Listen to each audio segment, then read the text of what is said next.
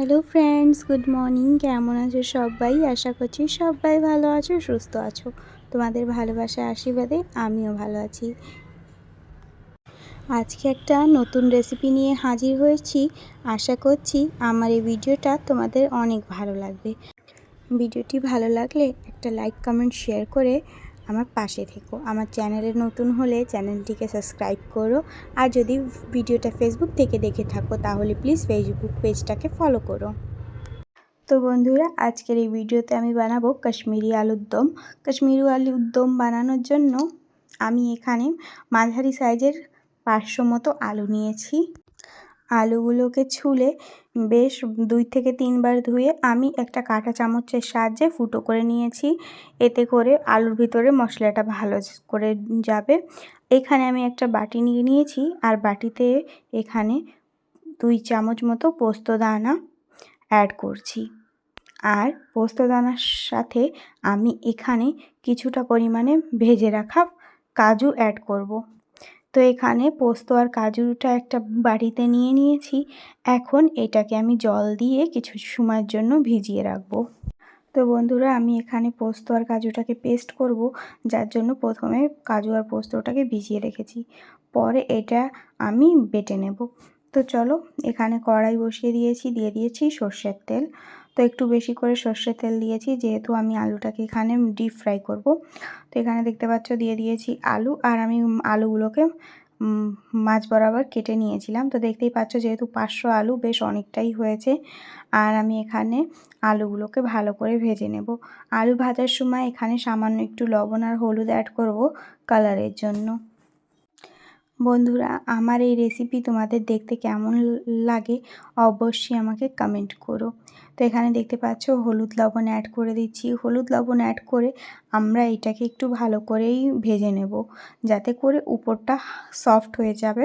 তো এখানে দেখতে পাচ্ছ আমি খুন্তির সাহায্যে ভালো করে নেড়ে চেড়ে এটাকে ভেজে নিচ্ছি। কে কে আছো যে আলুর দম পছন্দ করো? আমার তো আলুর দম খুবই ভালো লাগে। লুচি, পরোটা বা রুটি সব কিছুর সঙ্গেই বা নর্মাল ভাতের সঙ্গেও আমার আলুর দমটা খুবই ভালো লাগে। তো আজকে আমি পেঁয়াজ রসুন দিয়ে আলুর দমটা করছি, যেহেতু কাশ্মীরি আলুর দম করছি। বন্ধুরা, দেখতে এই আলুর দমটা খুবই সুন্দর হয়েছিল, যেহেতু কাশ্মীরি লাল লঙ্কার গুঁড়ি দেওয়া, একদম লাল লাল ঝাল ঝাল একটা আলুর দম। তো এখানে দেখতে পাচ্ছ কিছুটা পরিমাণে গোটা গরম মশলা দিয়ে দিয়েছি, অ্যাড করেছি 2টো তেজপাতা আর 2টো শুকনো লঙ্কা। এখন অ্যাড করব কিছুটা পরিমাণে জিরা। তো বেশ আমার ফোড়ন দেওয়া হয়ে গেছে। আর এখানে জিরে, তেজপাতা, শুকনো লঙ্কা একটু ভাজা ভাজা হলে আমি এখানে অ্যাড করব কুচি করে রাখা পেঁয়াজ। তো তোমরা চাইলে স্লাইস করেও পেঁয়াজ এখানে অ্যাড করতে পারো। আমি একদম চপারে চপ করে নিয়েছি, তো আমি চপড করা এখানে পেঁয়াজ ইউজ করব। তো দেখতে পাচ্ছ আমি এখানে পেঁয়াজ দিয়ে দিয়েছি, এতে করে গ্রেভিটা বেশ গাঢ় হবে। তো এখানে দেখতে পাচ্ছ আমি দিয়ে দিয়েছি পেঁয়াজ, আর পেঁয়াজটাকে একটু লাল লাল করে ভেজে এখানে আমি অ্যাড করব জিঞ্জার গার্লিক পেস্ট। তো তোমরা যদি বাড়ির হাতে কাছে জিঞ্জার গার্লিক পেস্ট না করতে পারো, তাহলে মার্কেট থেকে ফ্রোজেন জিঞ্জার গার্লিক পেস্ট এখানে ইউজ করতে পারো। তো আমি এখানে শিলে বেটে নিয়েছিলাম, 1 চামচ দিয়ে দিয়েছি রসুন পেস্ট, 1 চামচ দিয়ে দিয়েছি আদার পেস্ট। তো এখানে দিয়ে এই যে ভালো করে খুন্তির সাহায্যে নেড়ে চেড়ে নিচ্ছি। বন্ধুরা, আমার হাতের কাছে যেহেতু টমেটো ছিল না, তাই আমি টমেটোটাকে স্কিপ করছি। তোমাদের হাতের কাছে টমেটো থাকলে তোমরা এই পর্যায়ে টমেটো অ্যাড করো। তো আমার কাছে যেহেতু নেই, তো আমি স্কিপ করেছি। আর এখানে অ্যাড করে দিয়েছি কাঁচা লঙ্কার পেস্ট। তো এখানে আমি বেশ 8 থেকে 10টা কাঁচা লঙ্কা এখানে বেটে নিয়েছি।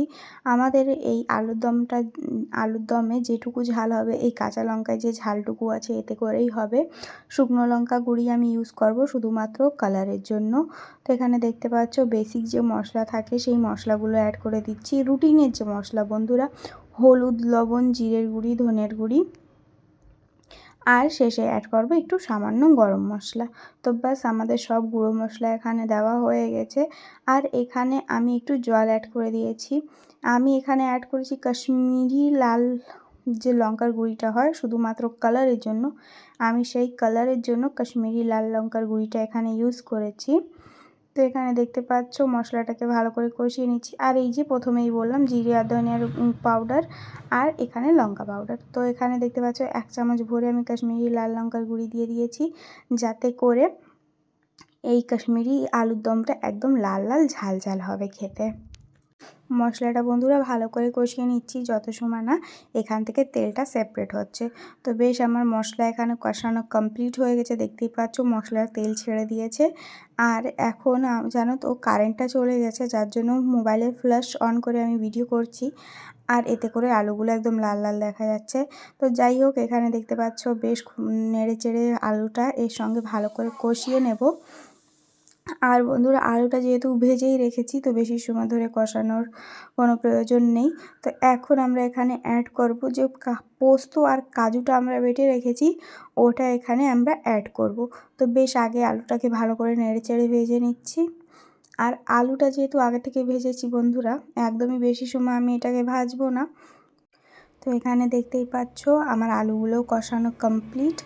আর এখন এখানে অ্যাড করব ওই যে আগে বেটে রেখেছিলাম, মানে ভিজিয়ে রেখেছিলাম কাজু আর পোস্ত। তো আমি এটাকে ব্লেন্ড করে নিয়েছি, আর এখানে এই যে কাজু আর পোস্ত বাটা। আর এই কাজু আর পোস্ত বাটা দিয়ে আলুর দম খেতে বন্ধুরা একদম দুর্দান্ত। তোমরা অবশ্যই একবারে ট্রাই করো, আশা করছি তোমাদের ভালো লাগবে। তো বন্ধুরা এখানে আর একটু সময় ধরে আমি এটাকে কষিয়ে নেব। আর দেখতেই পাচ্ছ কতটা সুন্দর লাগছে দেখতে, তাই না? তো এই যে আমি ভালো করে এখানে কষিয়ে নিয়ে এখন এখানে অ্যাড করব জল। তো তোমরা ফুটন্ত গরম জল অ্যাড করবে। ফুটন্ত গরম জল অ্যাড করলে কোনো তরকারিতে বন্ধুরা স্বাদটা দ্বিগুণ হয়ে যায়। তো এখানে দেখতে পাচ্ছ আমার আলুগুলো কষানো হয়ে গেছে, এখন এখানে অ্যাড করব জল। তো বন্ধুরা আলু 50% কষানোতেই সিদ্ধ হয়ে গেছে, আর 50%-এর জন্য আমি এখানে 1 গ্লাস পরিমাণে গরম জল দিয়েছি। আর এখন এটাকে ফুটিয়ে নামিয়ে নিলেই হয়ে যাবে আমাদের কাশ্মীরি আলুর দম রেডি। নামানোর আগে অবশ্যই একটু ঘি আর গরম মশলা দেবে। তো আমি ওই ক্লিপটা নিতে ভুলে গিয়েছি। তো যাই হোক, এখানে দেখতেই পাচ্ছ আমি জল দিয়ে এখন কড়াইটাকে ঢাকা দিয়ে দিয়েছি।